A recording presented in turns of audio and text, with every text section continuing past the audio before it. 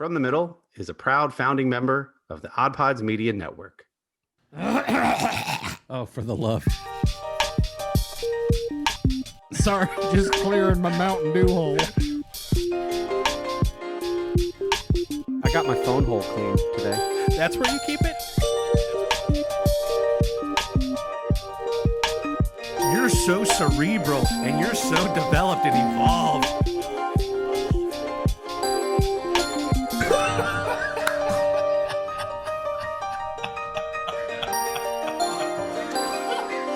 From the Middle after dark over here. Hey, everybody, and welcome to episode number 92 of From the Middle. I am Kory, alongside my brother Dillon and good friend Kendall. We are three middle-class guys in the middle of America, in the middle chapters of our lives, with a point of view that is somewhere in the middle. And we are really excited that you are here for another episode. Welcome to any new guests. Dillon, you were going to say a little bit about that. I am super excited. Episode 92. It's wild that we're approaching 100. But if you might be tuning in for the first time, we've done a lot of very unique and awesome interviews the last handful of episodes in 2021. And so we recognize there might be new people tuning in. And so we're gonna do a couple different types of episodes on this podcast. So hopefully what you'll do, track along with us, keep subscribing and following us along if you tuned in maybe for the Wizard of Za or for Mike Watson or for Katie Berkheimer's episode. We've done a lot of great stuff, but we're going to do a lot of interviews. We are comedy, culture, entertainment, and interviews as far as kind of genres of a podcast. We're going to do interview episodes, which will be very, very clear, but then we're also going to have fun kind of mixed bag episodes where we're talking updates. That's the culture part of what we do.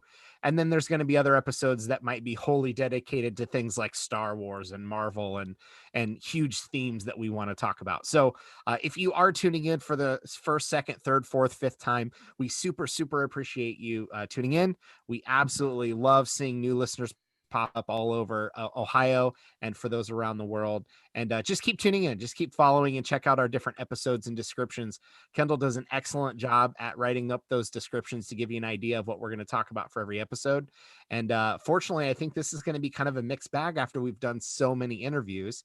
And I'm excited to catch up with you guys. There's been a lot going on top of all the great interviews that we've had and people that have been great to sit down with. So that's it. I just wanted to say thank you for anyone tuning in, maybe for the first couple of times. And we're super glad to have you. Absolutely. And I'm glad you mentioned that about Kendall's very thoughtful writing that he does in the descriptions of each episode. It's funny, it's informative, and it's just, it's good for search engine optimization too. We get all the keywords in there. It's one of those, it's as a musician who writes music in songs, I'm used to the idea of writing things that I know nobody will hear, and that's what I feel about descriptions, because I don't read descriptions, but I sure do write them. And when I write them, I have a lot of fun writing them, and I put thought into it. And I know that nobody's actually reading the descriptions, and that's okay. But there's a part of me that's happy that it's out there. Well, the fact that you enjoy doing it shows, and maybe if nothing else, that'll get people to read at least the last couple, because they're pretty witty, and I enjoy them if nothing else. So, Kendall, let's let you go first. Why don't you give us some updates? How are things going for you, man? Okay. It's a busy time of year. Always this time of year for worship leading, church leadership stuff. But then other couple things kind of thrown in there. However, I have been getting into WandVision. I've had gotten into WandVision because of this podcast, because of something we're planning on possibly doing in the future. I decided I needed to watch WandVision, which for me actually also meant re-upping a subscription to Disney Plus, because that had lapsed and I forgot about it. And it was on the chopping block for our family, but I was like, no, WandVision, the podcast, we're going to do it. Disney Plus. And then I'm hunting through Disney Plus after I'm caught up with WandVision and just trying to find out what else is on there. And I'm going through the Marvel list, and I see very conveniently and interestingly that they put in order, in timeline order, not release date order, in timeline order, the entire MCU. And so I'm like, should I? I know a couple guys who'd be proud of me if I did. And so going into it, I had only watched but a few of those movies, and a couple of them really recently, just because my son was into wanting to watch Captain America stuff, and we showed them Black Panther, and I had seen Iron Man 1 and 2, but that was really it. So yeah, so I started at the beginning, and I've been working my way through ever since in binge fashion. But it all started, we can talk about that in a minute. Yeah. It all started with WandaVision. Yeah, so it started as kind of a research project, and then you texted the group text that you were watching it, and then that you had subsequently made the decision to watch through the MCU. And I know both of us got super excited, probably nobody more than Dylan, who I'm sure has lots of questions, and we need to document you watching through timeline order of the MCU. But we have a few special guests tonight to talk about WandaVision specifically. And so I'm going to let them into the call now.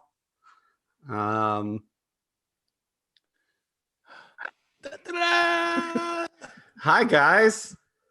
Hello. Hi. Why don't you loudly say your name and how you know any of the people on this podcast? Okay, I'll go first. My name is Lily, and I know Kory because he's my father. All right. Dillon is Uncle Dillon, and he's our uncle. And then Kendall is our church worship leader, so we know him from church and babysitting his kids and hanging around them a lot at church. So That's right. All right. Who else do we got on the call? I'm Chloe, and like Lily said, I know Kory because he's I'm not going to make you do that all over again. Just say your name. That's great. And then who's the other person on the call over there? I'm Case, and my dad is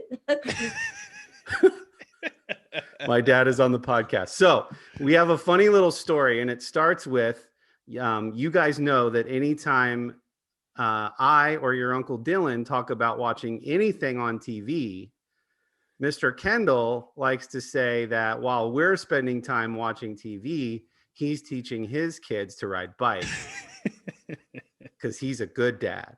So Case, why don't you tell everybody what you learned to do last week? I learned how to ride a two-wheel bike, how to stop, how to turn, and how to go around lots of times. Wow. How to turn and how to go around a lot on a two-wheel bike. So because I taught you how to ride your bike without training wheels, we got to watch a lot of TV. That's how it works. That's how it works. So that's the one thing you need to do as a dad. That's right. After that, it's all Marvel and Star Wars. That's right. So we watched a lot of shows, and I would love to talk to you guys about WandaVision. And then we spent some time at one of our favorite little vacation spots this past weekend, which we'll talk about later in the podcast. So we watched a couple movies, but what did you guys think of WandaVision? I felt like of the three of us, I was the most into it. I don't know if that's true, but I've kind of been watching more Marvel movies recently, like going through them. I've seen Captain America, Iron Man, Ant-Man and the Wasp, Ant-Man, I guess Thor movies. I've gone through them recently, so I felt that WandaVision made more sense because I've seen other movies. But overall, I thought it was pretty interesting. Like the suspense and everything was really interesting, not knowing what was going on. And then when you did know what was going on, you still didn't know what other things were going on. So I thought it was pretty mysterious and interesting. So Chloe, what about you? I know Case got scared at a few parts and was playing on his Kindle for a few parts, but Chloe, what did you think of WandaVision? I really liked it. I really like Wanda. I think she's cool. And yeah, I liked it a lot. Awesome. Lily, you pointed out something pretty interesting, and we're not going to give away any spoilers necessarily, But you thought there was something pretty cool in the series finale that you observed about Wanda's attire. Do you want Yeah. to say something about that? I think it's kind of interesting because most Marvel movies you see, like Captain America's always got like his super awesome costume, or he's got some kind of shirt that makes him look all tough and like muscly, and he's got his shield. Iron Man's got his like super awesome like metal machine that can do all sorts of crazy tricks. And then obviously there's all the other superheroes. But I thought it was interesting that Wanda in one of the battles, the main part of the movie, she's wearing sweatpants and a jacket. Yeah. It's kind of cool, like because of COVID and everything, everyone's kind of just hanging around their house wearing sweatpants. Really a superhero wearing sweatpants and a jacket. That was an interesting juxtaposition to have her doing all these cool things in sweatpants, right? Probably one of the coolest superheroes of all of them, like with her powers, and she's wearing sweatpants. Well, we're gonna get Uncle Dylan and Mr. Kendall's thoughts on WandaVision, but real quick, we watched 2 other movies over the last couple days, and I would love to get you guys' thoughts on them, and then we'll let you guys go and we'll keep talking about WandaVision. So one of the things we enjoyed when we were at the cabin is a movie on Netflix, right? And it was called Finding Ohana. Mm-hmm. And it's basically a love letter to the Goonies movie. In fact, Data from the original Goonies movie makes a cameo in the film. What do you guys think of Finding Ohana? I thought it was entertaining. It wasn't one of those movies that I was dying to see, but even when it turned on, I was like, I'm not sure if I'm going to love this, and I was surprised. I thought it was interesting. It was like got an interesting storyline, was unexpected, but like it was just an entertaining movie that I would probably watch again. But yeah, it all takes place in Hawaii, so that was fun to see. Because your mom and I love Hawaii. Chloe, what'd you think about it? I really enjoyed it. I didn't really think I'd like it when we turned it on, but I ended up really liking it. Would you recommend it to other families? Yes. Case, was it scary? Yeah, but the only thing that was super weird was when the big kid when he got the like bite, it was like super weird because he got like an orange on his hand. Yeah, he got bit by a weird spider and he had a big boil on his hand, didn't he? Oh man. It was scary. All right, last movie. It's a brand new movie to Disney Plus. You can get it with the premium membership. Raya and the Last Dragon. We had a lot of fun watching that one just last night. So before I let you guys go, you have to give us your thoughts on Raya and the Last Dragon, or Raya. I think I'm pronouncing it incorrectly. Yeah, we think we found out that it's Raya. Okay. Raya, but I thought that going into it based on all the other Disney movies that I had seen, I was like, okay, it's gonna be this cute animal. It's just gonna be really mysterious and beautiful, and like gonna have all these amazing powers. And then there's gonna be a whole storyline, right? Well, we turned it on, and then when the dragon part came up, started talking, and was like some sort of crazy, interactive, like kind of twerky, like dorky kind of character, I guess, kind of like high pitched voice and really funny. And so I thought because of that, it changed the whole storyline to be pretty. It was still a very serious story, but when the dragon showed up, it kind of relaxed everything, and I thought that was cool. So. Well, we figured out pretty quickly that the voice actor that's playing the dragon is Awkwafina, the actress who was in the second Jumanji movie. She was in Crazy Rich Asians, and we really like her, don't we?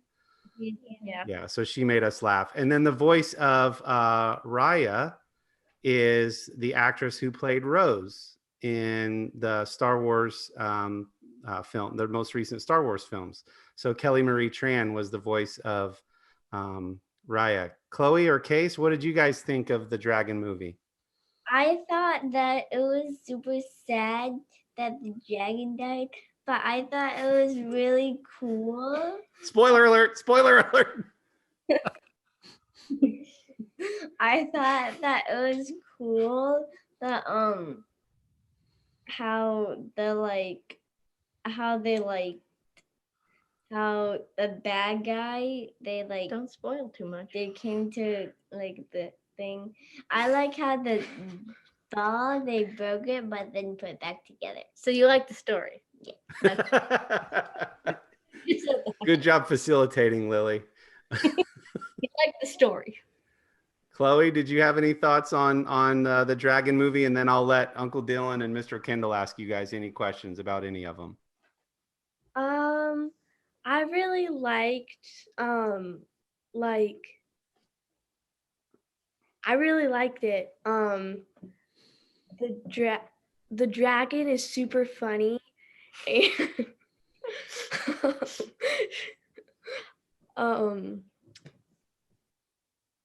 and like the world's broken and she like fixes it and it's good. Awesome. And there's always those fun little Disney like add-ons, like just cool ideas that you just wouldn't think. Like when you go watch a Disney movie, you most of the time are expecting a good story, but it's not only a good story. They had so many small new creatures and funny names, and like one of the funniest parts was just a little bug that was called a toot and boom, and it just these small things that Disney does to make every little movie more interesting. Wait, what's a toot and boom? And isn't this just a ploy to get you guys to want to buy the merchandise? They're little bugs that when they toot, it's like a firework and it goes. It's a stink bug, but instead of stinkiness, when it toots, it's like a little rainbow poop and it goes poof. And the characters interacting with the toot and boom and the different like characteristics of the characters make it even more funny. This is Kendall's. Look how Kendall's laughing. This is his favorite part because we're talking about farts. Toot and boom. I'm going to use the phrase toot and boom all the time. And I don't even know what you're talking about. It's just going to be in my vocabulary now. Hate to toot and boom, but sorry. Don't go to the bathroom. It's pretty toot and boomy in there. Hey, when you guys are much older, I'm going to play this back. On episode 92, you make your appearance and start talking about toots. We're going to remember this forever. Well, I was joking about when you guys get old, we'll just take over the podcast. Oh. Probably.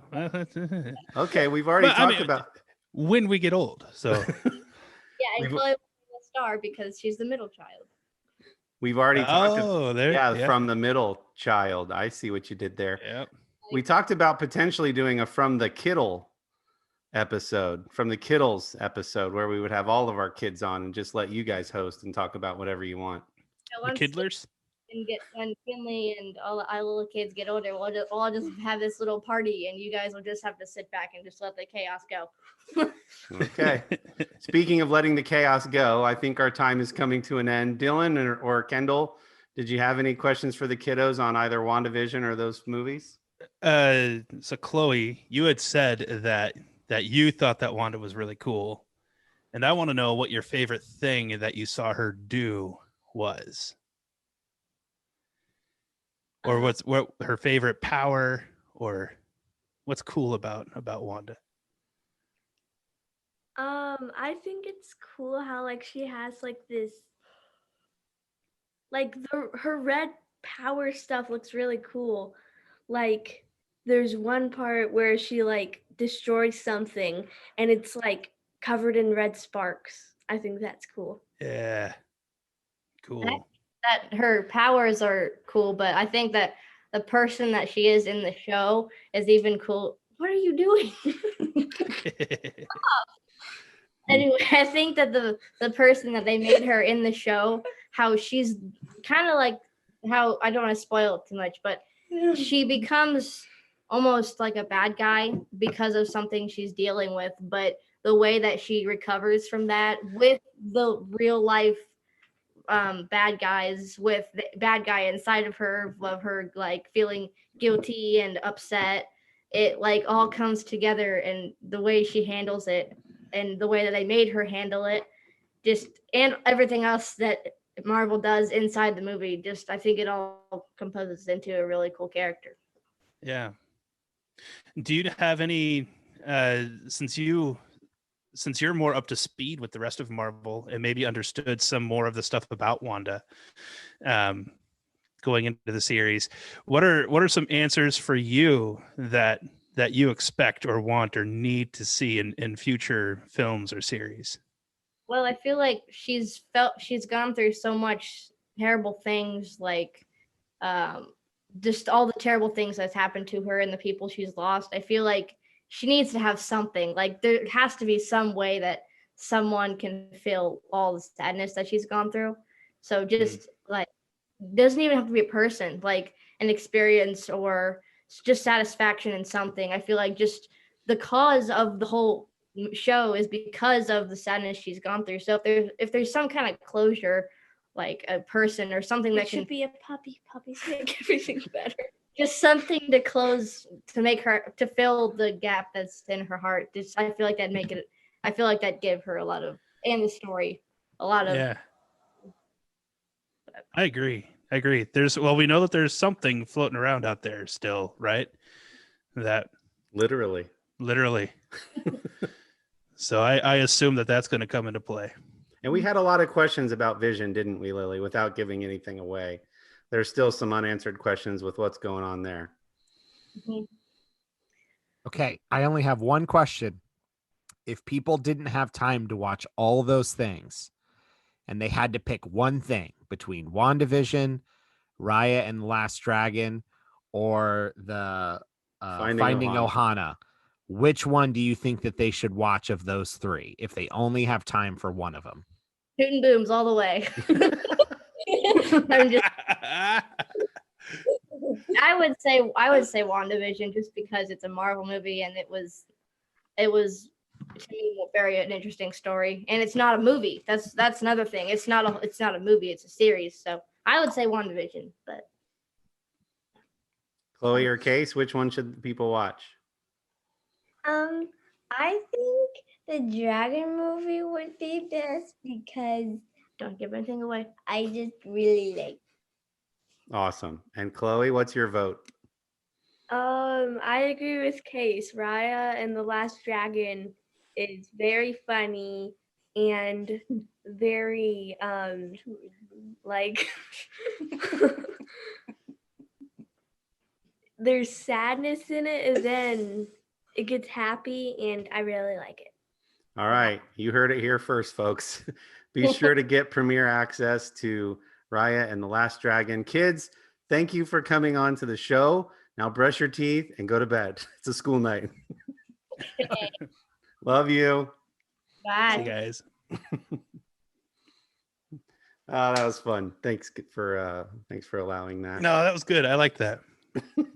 You know who else is going to like that? The people. That's right. So anyway, I'd love to get you guys' thoughts. I mean, that was quite a series. It did a lot of pretty groundbreaking things in terms of how the story was unfolded, little bits at a time. And I know people were, every week, you were kind of wondering what in the heck was going on. So explain the journey from your end, especially you, Kendall, who has less experience with the MCU. Yeah. So it made me, so I was like, when I jumped into week 7, I think, and over the course of 2 days, I watched through and got caught up with all 7 episodes. Afterwards, I was texting with you guys trying to figure out literally everything I know about Wanda or Vision, I have learned from watching these 7 episodes. Like, is there something major that I'm missing? And there really wasn't anything major that I was missing. I feel like the story, now that I've seen some stuff, so like I've been through, is it I don't remember which movies now. They're all kind of running together in my mind. But in any case, I have seen Wanda and Pietro and Vision now all show up in the MCU. And I've seen Pietro die. But so now I'm kind of wondering, like, if I would have gone through MCU first, like most people, and then gone into WandaVision, would WandaVision have hit me more emotionally. Because it really didn't until sort of the last episode. And so I feel like that the last episode got me there. But I don't know. What about for you guys? Was that like an emotional experience? Like when you see Vision showing up, and are your wheels already turning like, oh man, this is something sad? Like, Dylan, because you I go was not ahead. thinking that whatsoever. Yeah, you go ahead, Dylan, because you've heard a lot from this house of Hubbles. Yeah, all the episodes probably carried a lot more weight for me because of the level of Marvel fan that I am, and because I had watched specifically, I think I mentioned this on a previous episode, I had watched both of the last two Avengers kind of in preparation for WandaVision as a refresher. So I had literally just watched a lot of the events unfold with Wanda and Vision coming into the show. And the first two episodes are interesting. If you're not really following it all, you have to watch more than one or two if you're going to commit to those, because they're intentionally creating this weird universe to get you intrigued. But it's not necessarily that it's the best. They're the best episodes. It's just unique. But once they started to expose more of what was happening, there was quite a bit of weight behind it, because you knew what was going on with Vision and was unique, and certainly with Wanda. So I think the kiddos did a great job at sharing their thoughts. And we might have opportunities in other places to spend more time at length talking about WandaVision, but I'll leave it with, there was quite a bit of emotion going into the beginning episodes because I had just watched the last two Avengers, and knowing their relationship, it felt heavy the whole time. I'll put it that way. Like heavy both in sort of the emotion of the Avengers films, but also because of like in excitement and where's this going to go, and I hope it's good, because we've waited a long time for this, because we haven't had anything Marvel since 2019. So I think on multiple levels, it was a bigger experience for me than maybe somebody else. As a guy who doesn't love the week to week episodic format, was this okay for you? Did you like a little bit of time in between? I know you would much prefer to binge watch. So how did it feel when you really had no clue what was going on? At best, you can speculate, and you have to wait a whole week in between each episode. Yeah.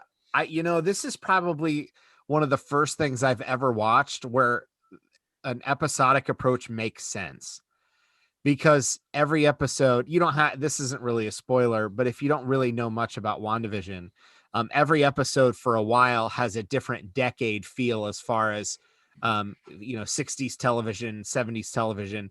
This is the first time that it really made sense to keep that suspense and to not let you binge too much and get through those eras too quickly, where I actually appreciate that this one was dragged out a little bit. Now, Falcon and Winter Soldier is coming soon, and I'm sure I will not want that to be dragged out, and I'll just give me all the episodes right now.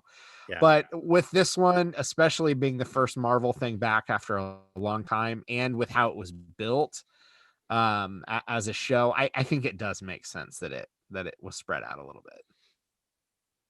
Yeah, I really don't have anything beyond what you guys have already articulated. So Kendall, I'll just pick back up where you left off. So as you kind of made your way to the series finale, and then ultimately the decision that it's worth 19, 20, whatever, however many hours to go back and watch through the MCU, like as a guy who didn't really care all that much about it, that had to be pretty impactful for you to go, yeah, it'd be worth watching through these movies, if nothing else, to have a little bit more to talk about when Dylan goes off on an MCU tangent. Yeah. So, I mean, I went from back in the day when Transformer movies were just starting to roll out and the X-Men movies were rolling out, and then I saw Iron Man and then Iron Man 2. And I got bogged down on the comic book movie thing. Yeah. And so I mean, and then I moved on, right? So it just wasn't part of my repertoire repertoire is not the right word, but anyway. So I've gone all this time without seeing one of those movies, with the exception of my wife and I saw Avengers, I think back when we were dating. But outside of that, I just hadn't been into it. So yeah, WandaVision very much made me curious enough to think about going back and starting, and then going back through and realizing that I'm having this experience in possibly a different way, that I'm watching it in the story timeline order. And it's fun to think about, oh man, so what was going on in people's heads when they didn't know like what I know now in this part of the story. Like I can see how somebody would have gone crazy to know what I know. And so like I was playing a little bit of time warp with myself as I've been going through the movies. I forget the question, just started rambling. Yeah, just basically what you enjoyed about how it wrapped up and how there was enough value there in the storytelling. I mean, because that was some pretty creative storytelling on Marvel's part. To approach the story that way and to cover things like grief and depression and sadness and so there was a big part of me that just wanted to know more about Wanda and Vision, and then like, for the sake of being thorough, that quickly turns into, well, let's just start from the beginning, shall we? So I like what you said about the timeline, watching it in timeline order instead of movie release order. And that's what I think makes for interesting. If you're introducing someone to Star Wars, how do you show them? And something we've talked about many times on our podcast before, but like, I could make a case for a couple different versions that are pretty fun, if you want to be true to the original creator, then you watch it in sort of release order. And if you want to, expose somebody to it in storyline order, that makes sense too. Dillon has a fun order that he recommends where you get the reveal of certain things and then you go back and watch what led to those events and then you pick back up. So, but yeah, I like what you're saying about, we didn't have the benefit of seeing the total picture that you are now getting to enjoy. So that's fun. So, I mean, it's like knowing how Dr. Fury lost his eye, right? I knew that before I knew that Dr. Fury even lost an eye. Yeah. But it still wasn't lost on me that there was an obvious joke there. And that was one of the moments where it was like, ha ha, suckers thought this was awesome when it happened. Or they hated it. I don't know, one or the other. I've been lying about it all these years. Well, fortunately, with the Marvel fan base, they're much more likely to enjoy it than hate it. So they're not the level of Star Wars fans at this point. They still mostly enjoy the content. True that. Good. That's good. Dylan, what did you think Maybe about Marvel all people of it? are more of my people. Sorry, Kendall, I missed that. Oh, I just talk sometimes. It's okay. But you usually have really hilarious things that you sort of trail that off. wasn't one of them. I don't even remember what it was. Got it. So Dylan, what was your thought? I think we all think that this is the entire series, that was it, one and done. End to end. What's just your voiceover, your thoughts? Yeah, man, it was such a good show. I like that you both know you can take a long drink because this is not going to be a short answer. That's for the YouTube listeners. Strap in, folks. This is going to be a long one. Okay, it's going to be a bumpy ride. I'll keep it short. Like I said, there might be an opportunity that we talk WandaVision at length, so I'm going to keep this short for the folks that maybe aren't super MCU fans. I really enjoyed the show. It was fun watching all the crazy conspiracy theories in forums online of people that, oh, well, this character is doing this. And at the end of the day, the story was much simpler than a lot of fans probably were guessing. But I thought they did such a good job. And there was, like you said, there was some very, very legitimate discussion around a lot of what people deal with and grief. And there's a really great line from one of the final episodes, and I'm blanking on it. We're gonna have to just post the line in like a meme or something on from our social page. What is grief if not love enduring? If not,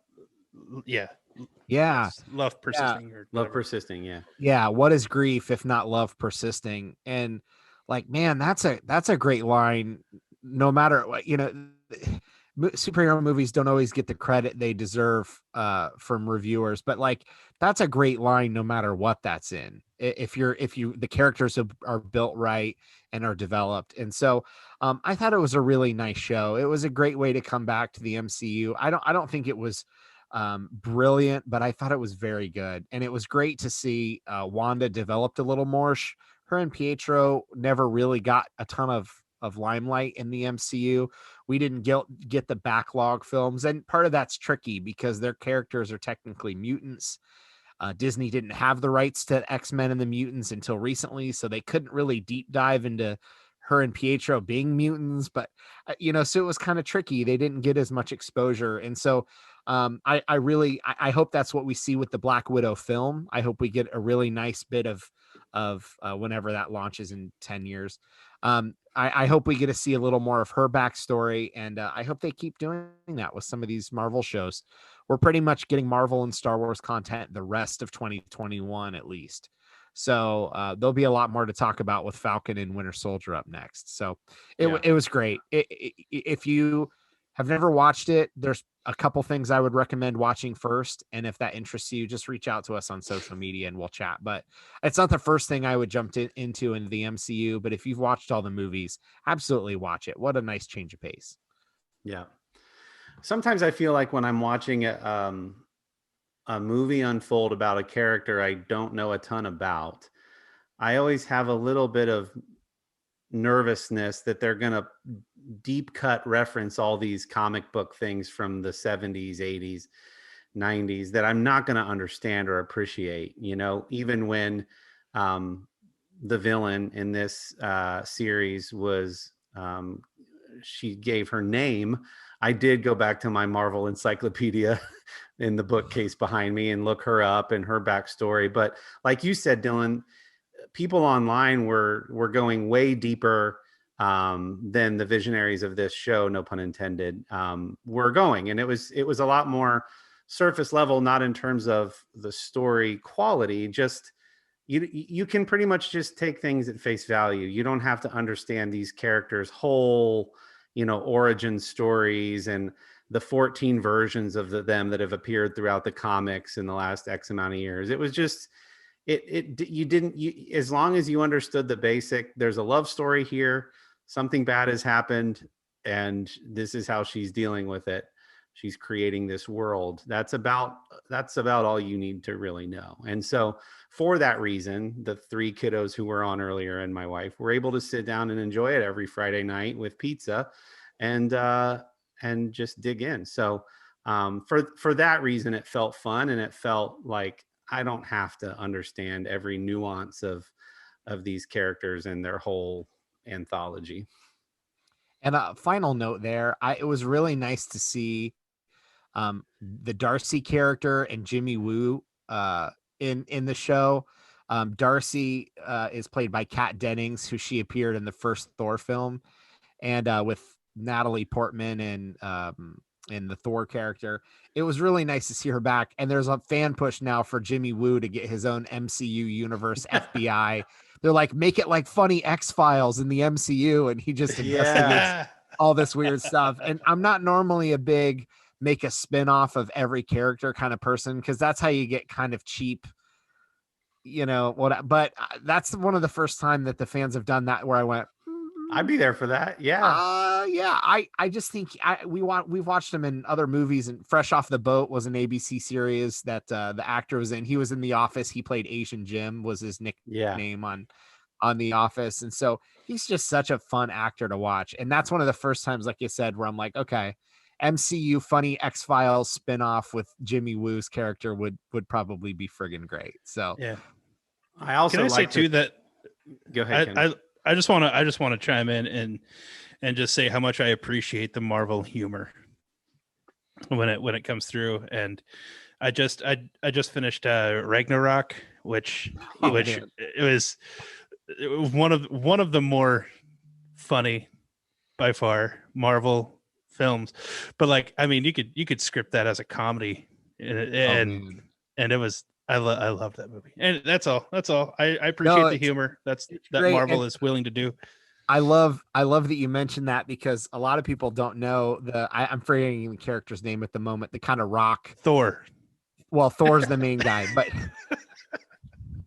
his friend Kory, Google the rock character from Thor Ragnarok. Taika Waititi played the voice. Well, yeah, that's what I was. Yeah, that's what I was gonna say. So the director Taika Waititi voices that character, who's also worked on Star Wars: The Mandalorian, and he's just like, I love watching him in behind the scenes because he's just genuinely funny. He's such a like laid back, fun guy to listen to, and he's so sweet.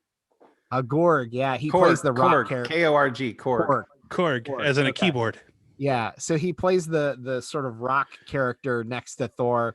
I just thought that was such a great bit, and I think they drag him into one of the Avengers movies too, when Thor lives in a village and they're like playing Xbox with like him and Korg and somebody else, and I don't know. Taika Waititi's great, and so it's such a nice. Yeah, if you're on YouTube, we're gonna pull up a quick picture, but I love Taika Waititi because Ragnarok is so funny, and my wife has watched most of the Marvel films, but she didn't watch any of the Thor movies, and I said honestly, if any of them, just watch Ragnarok because it's so funny, or if you can watch more than one, the first one in Ragnarok, because he's great. He makes those movies so much fun. Yeah. I will say too, so when I was texting you guys about MCU, you had mentioned that, or I had told you that I was on whatever the second Thor movie is. And Kory had told me that like that well, you're on what's probably the worst one of them all. So it's up the hill from there. But so I then from there I watched and finished that one, and watching through the whole thing, so far it just finished Ragnarok, so I'm done with Thor movies. The Thor storyline is my favorite storyline in all of MCU. It's so including the second movie. Like, awesome. Anyway, there's like something Star Trek-y about it that like I'm drawn to. Yeah. And that others are missing. I like that whole story. I'm so glad you said that because I came in a Thor before any of the Marvel MCU universe started. I've always been a Thor and Captain America fan. Yeah. And so from a fan base standpoint, Thor 2, The Dark World, is probably the least popular of all the MCU films. That and The Incredible Hulk with Edward Norton before they switched to Mark Ruffalo. Anyways, I thought the series was so good. And I think Ragnarok sort of helped redeem 2 a little bit because of how they finished the arc or the arc. And in fact, there's going to be Thor 4, Love and Thunder. He'll be the first character to get a 4th film that's like the solo film. And I think people really like Thor, even if they don't like The Dark World. I think Ragnarok was such a strong movie for a solo movie that, all the Hulk was in it, but for the most part, I'm so glad to see Thor get another one because that's a character who like never would have imagined Thor getting 4 movies. Yeah, I love him, including the second one. Color me weird. Yeah, and then on top of that, my buddy Jeff Goldblum is in Ragnarok, which it's great to have Jeff Goldblum as a character in a Marvel movie. I love it. It's so good. Longtime friend of the show, Jeff Goldblum. And special shout out, since we were talking Taika Waititi, special shout out to our friends over at the Rambling Geek podcast in New Zealand. He's one of their beloved heroes. So thank you for Taika. We love his humor. Anything else on WandaVision or MCU before we hit a few other talking points here? No, that's it. Stay tuned. Like I said, there might be a chance for us to deep dive WandaVision more, and we'll make sure you hear about that if that's something we can do. But it's a great show, and I hope we get to talk a little bit more about it, even if this is the only season. Awesome. Well, I was excited. That's how we got to end WandaVision segments. That's right. From here on out. I was excited to announce back in episode 73 of our podcast, we were talking about the Travis Scott burger. Mm-hmm. Yeah. And Kendall, I think, posed the question, if you guys could design your own sandwiches, or meals from a restaurant and customize it in such a way that it would be given your name and people could order it, what would that sandwich be? And I discovered that mine actually exists already. They were listening. And it is the breakfast Baconator at Wendy's. Have you had this sandwich?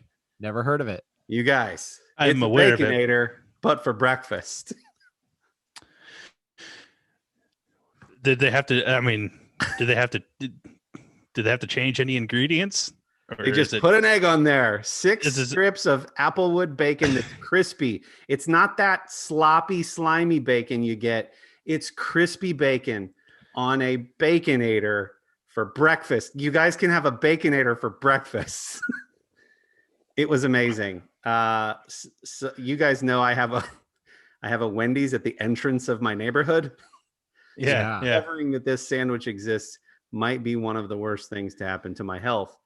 So my wife took off on a work trip last week. She went to Dallas for a few days.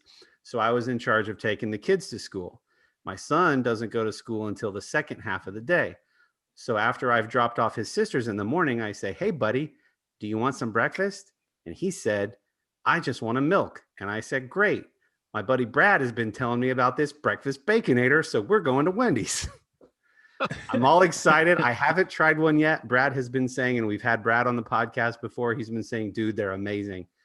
I order it. I'm all excited, get up to the window, realize I've completely forgotten all forms of payment. So now I look like a schmuck and I have to tell the guy, like, I forgot my wallet. And he's like, "It's fine." So he just comps the meal and I'm like, "I just live in this neighborhood. I'll just swing by later." He's like, "Do or don't. It doesn't matter." But anyway, I highly recommend the breakfast Baconator from Wendy's. Just be sure to have a form of payment. I was just excited to announce to you guys that this sandwich that I would have created. Well, I mean, you could have just told him when he's like, that'll be $4.95, and you're like, you realize this is my sandwich, right? Like, this is like the Kory. You know, I'm sure you hear like people driving up and be like, "I want the Kory from the middle, please." Yeah, exactly. And no, then- really, I'm the guy from the podcast. You know, I'm famous one. I'm him. I'm the guy. Yeah. So All right, anyway, so I I was don't- super excited. So speaking of drive-through, so in our last week, we've started to see like inklings of spring weather, right? Yeah. So my wife has a great idea. Why don't we go surprise our kiddo and get her some ice cream? Like on the first of like the nice warm days. She just turned 3. That sounds nice. So we got to do a Target curbside pickup. So we go do that. There's a McDonald's close to the Target. So we leave Target, we go in, and we've talked a little bit about this drive-through etiquette before. There's the McDonald's with the 2 lanes to order, right?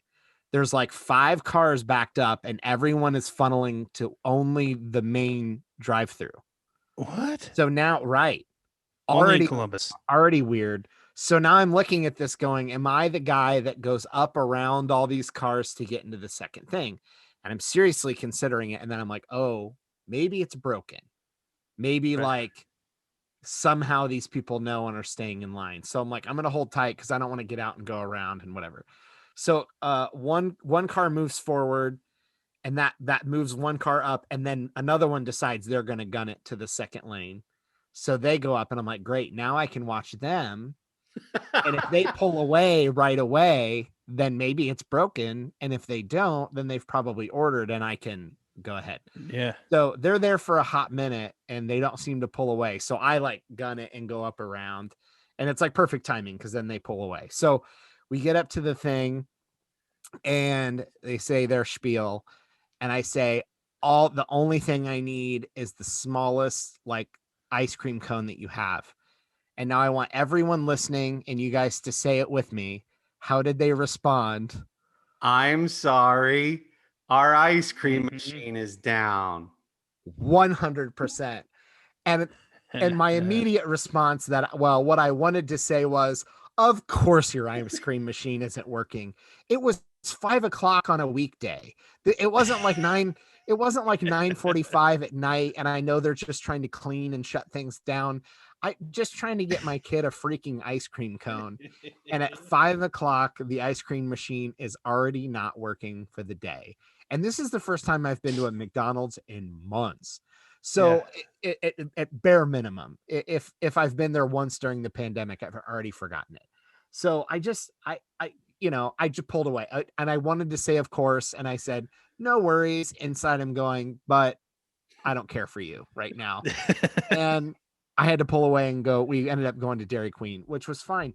But I just don't understand. I knew we've discussed both of those things before. First of all, the drive-through thing, which I don't know why people, when they see two things, they can't just understand that next car up kind of thing, and everyone just keep things moving. Yeah. And also how even at 5 o'clock in the middle of a day, that the ice cream machine literally is never working. So if anyone's got peak time when ice cream machine does work, please leave us a voicemail and tell us. If you really are a first or second time listener and you've made it up to this point and suffered through all the WandaVision and MCU talk, just know these like little idiosyncrasies about social situations and cultural phenomenon like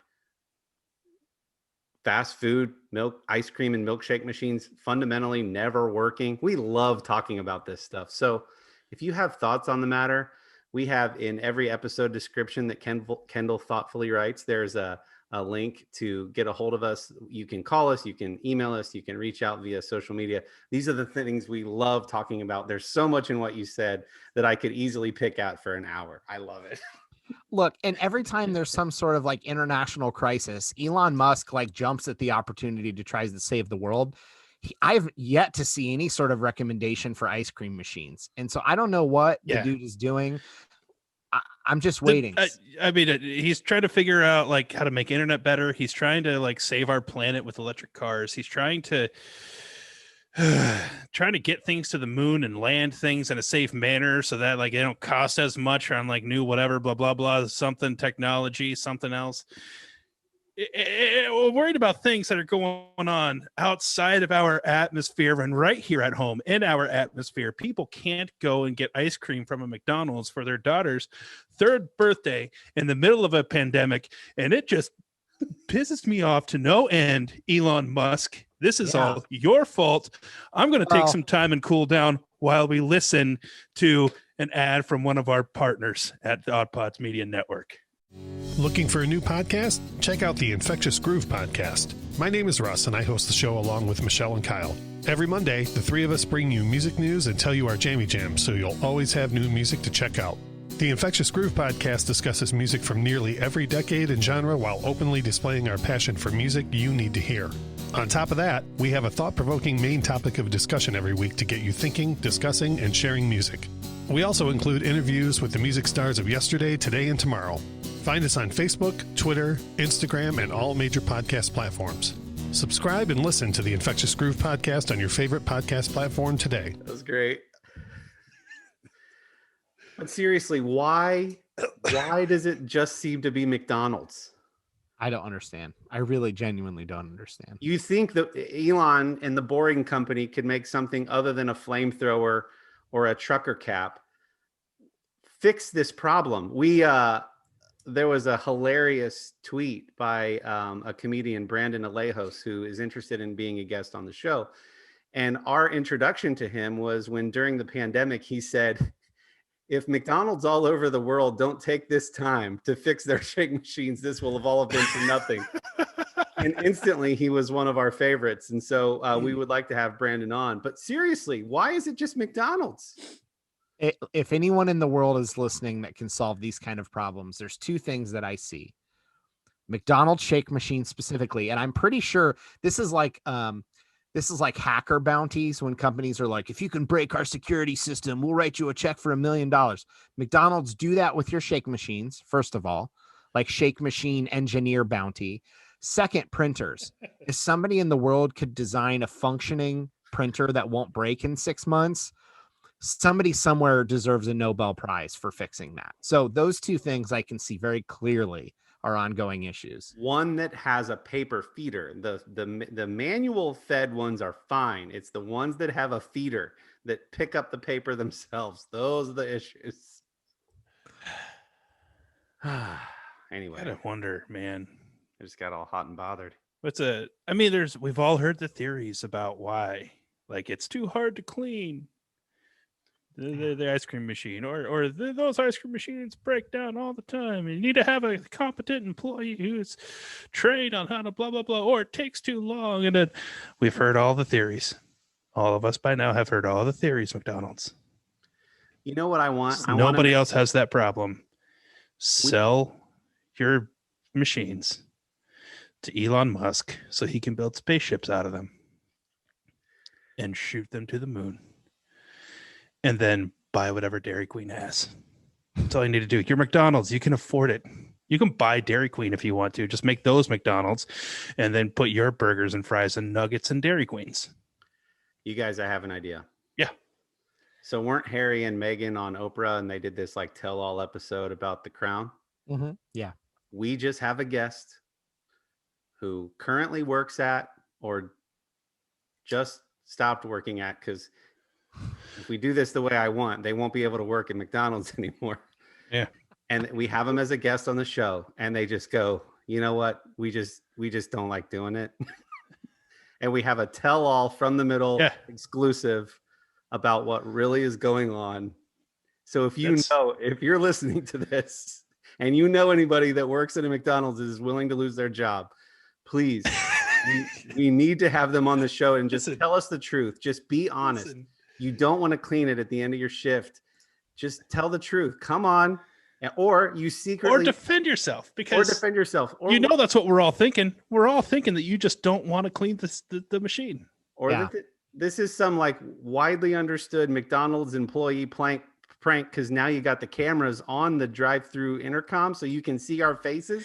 When you inevitably tell us that it's broken, you just get a sick enjoyment out of watching us realize that we're not going to get our McFlurries. Yeah, I have a lot of questions. First of all, how dare you is the first question. Second, what part exactly breaks? Elon Musk is going to need that information. Which part is it? Tell me which part on the machine. Is it comedy. The power button because you don't want to serve ice cream? Comedy. We've never gotten this angry. Fellas. Oh, that's great. This is the angriest episode. Almost as bad as when somebody brought up the term fan service. But anyway. Oh, yeah. I think we need to get merch. Let's get started on fan service. Yeah. By the way, let's get some merch made up that's just hashtag fan service. Yeah. I'm good with it. Speaking of comedy, you guys know we're big Brian Regan fans around here. And he has a new special on Netflix, On the Rocks. If you haven't seen it, it's great. I highly recommend it. It is very Brian Regan. He does the same joke structure in almost the same story. He's just swapping out the subject a little bit on a few. Yeah. But he did some things I've never seen him do before, and I was crying laughing. I don't want to get into the bits because I will butcher them. But Sherry and I watched. Nobody wants to see you get into the bits anyway. That's right. We'll talk about mid bits later. Sherry and I were having dinner and watching one night, and she was just like, I did that thing where I was trying to contain my laughter, but the whole couch is shaking because I'm like bouncing up and down and wheezing. And she just looks over because she doesn't like appreciate Brian in the same way I do, but gets a huge kick out of watching me react. Oh, so good. Let me just say, it was, if you're a fan of Brian Regan, it was very Brian Regan, and it was so good. I'm not going to spoil any bits too, because it's not a but if you do like comedy, also go back and listen to our episode with Kellen Erskine. That was great. But otherwise, a few things hit me as I was watching. First of all, the pandemic has not been kind to Brian Regan. He jokes about that. He's like, I went into quarantine and came out an old man, and it's true. Love him to death, but seriously, he's obviously looking older. It struck me how long ago now, Kory, you and I were watching Comedy Central Presents like Brian Regan stuff, and it was in 2003, 2002. Holy crap. I mean, almost 20 years ago, and I'm like, he looks so much older. And then I realized, well, yeah, the first time I saw him was in 2002 or 2003. Wow. It's been Yeah. almost 20 years that and he wasn't, he had to probably Yeah. mid 20s then. So yeah, It's like Brian Regan was time capsuled, and now here he is. But he always looked even in my head until this special, he always looked the way that he did then until today.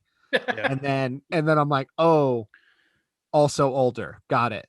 But it was great. Honestly, I think his last special was not quite as good as this one, and this one was freaking hilarious. Yeah. Like, I'll just say the part. I'll just say the word raisins. When he starts talking about raisins, and then that leads to ham sandwich. Yeah. He makes some facial expressions in that he's never done before. So yes, everything else was very Brian Regan, but it was like he tried going really far on this one bit, and it paid off.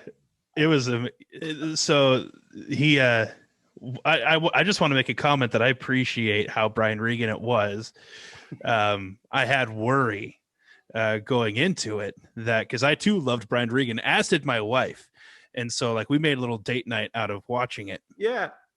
And and I was worried that like, oh man, he's going to try to like change with the times because like the over the top super exaggerated movements and things like that isn't comedy right now. Yeah. Everybody is more subdued and they're funny because of how dry they are. And that like that's what's sort of it right now. And Brian Regan just like blew all of that up and said, I'm Brian Regan and here's what I do. Yeah. And it was very Brian Regan and I appreciated it. And I agree. It was absolutely hilarious. I was not disappointed.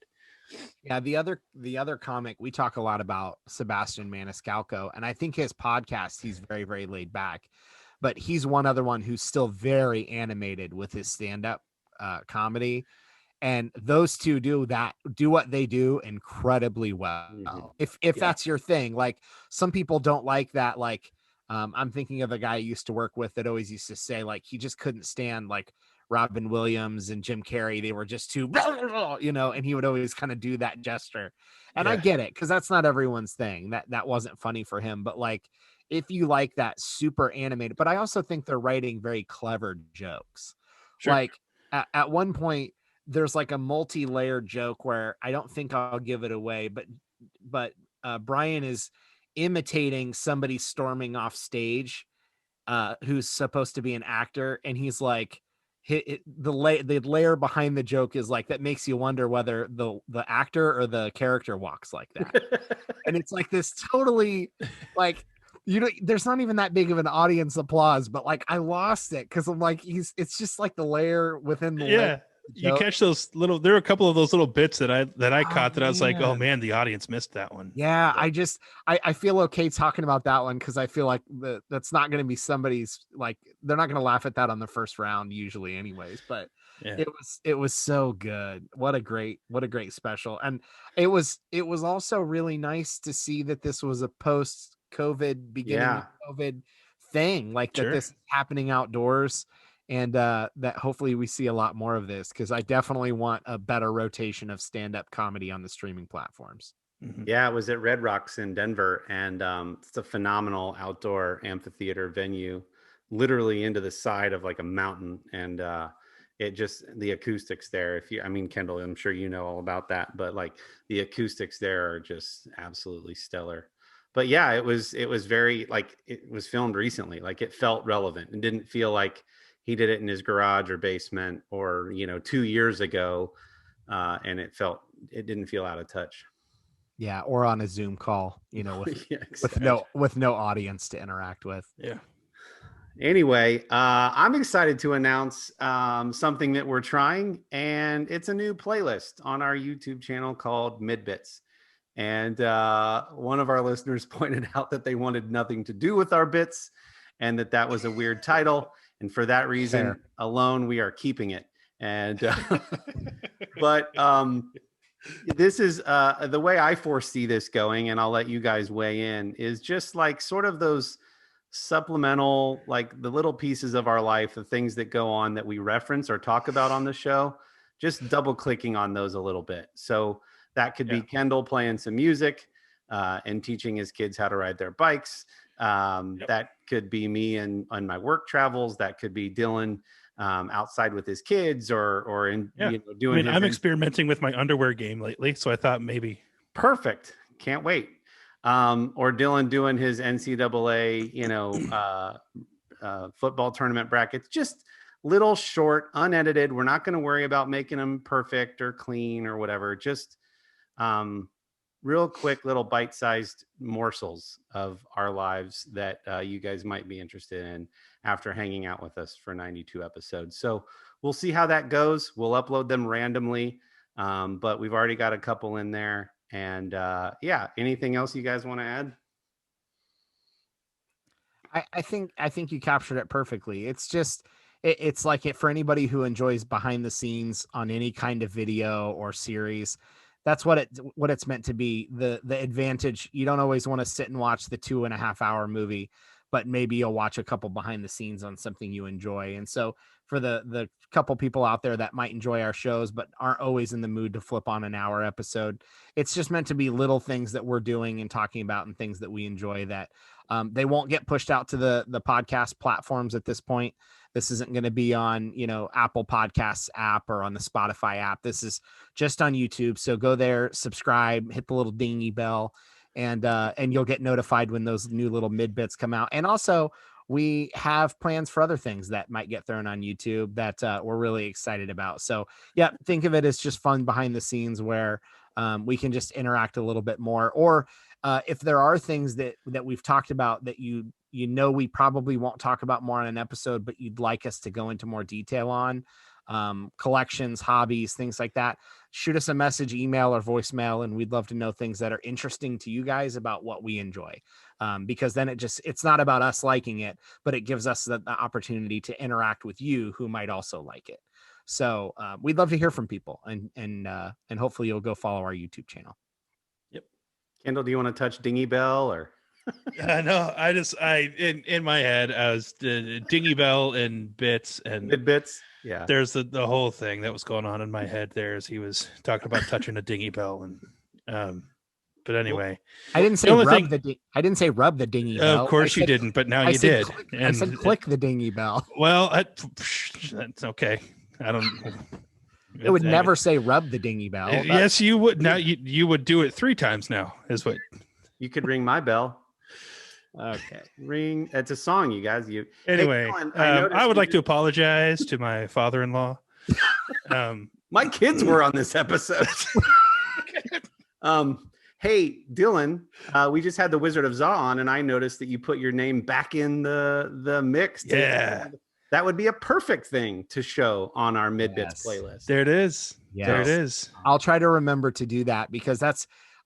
This experience will hopefully we won't have a blizzard that we're driving through to get there on this trip, and we're gonna just sit and enjoy it a little bit more without kind of rushing around afterwards. So we're super excited. We're putting our money where our mouth is that we genuinely enjoyed the Wizard of Zaw, and I'm literally paying to go again because it was that good. So it'll be sometime in April, and there will most likely be a mid-bit video for that. If you're interested, we did post a couple photos of our experience, but that won't do it justice. And I'll try to share a little more content when we're able to get back down there. Do an actual video of it. That'd be cool. One bite, everybody knows the rules. Yeah. Kendall, we need a mid-bit of you playing some music. And then as I mentioned, when my kids were on, we stayed at one of our favorite places in Berlin, Ohio. It is the Berlin Woods tree houses. They are 3-story tree houses up in the sky, like 30 to 50 feet off the ground. And so I did like a 5-minute walking tour, and I do that only because it's this little gem that we discovered. And I think anybody within a couple mile driving radius would really enjoy what is a very unique sort of getaway experience. So I did a little walking tour, and then I think what was the other one? Oh, I did like a little clip of me playing Warzone the other night. So yeah, just fun little random things that will give you a little sneak peek of what our lives are like behind the Zoom call. So Indeed. So anyone within 2 to 3 hours as the crow flies can make sure they head over to Berlin, Ohio to check out those tree houses. What while about you're as there, the you man can- drives? That's right. What about as the man drives? Do you have those instructions? And while you're in Berlin, you can visit Dylan and I's mom's boutique and Yeah. pick up some stylish items for yourself. Yeah. Or- And find a wall somewhere to tear down. Are we going to tell them the name so they know which boutique? yeah, that's Kelly's Boutique, Berlin, Ohio, right across from Boyd and Worthman's. There you go. So yeah, find us on YouTube and everywhere else at From the Mid Pod. We're now over 100 subscribers, so pretty soon we'll have a shortened URL that is very easy to read. And we are excited to interact with you guys all over the place. Anything else, fellas, before we put a bow on this one? I think I just want to mention, because we don't mention him enough, that a big thank you. We can't thank you enough. Goes out to Ludacris. So thanks, buddy. We couldn't do this without you. Yep. It's really all about him if you think about it. Really is. Thanks, Ludi. All right, guys. If you are into men's grooming products, please go to artiusman.com. That's www.artiusman.com. Use promo code the middle at checkout to get 25% off your first order. Thank you for the affiliate partnership there, Artius Man. I love their stuff and use it almost every day. It's been a fun one. We will catch you guys next week. Episodes drop every Wednesday, as you know. See ya. Bye-bye.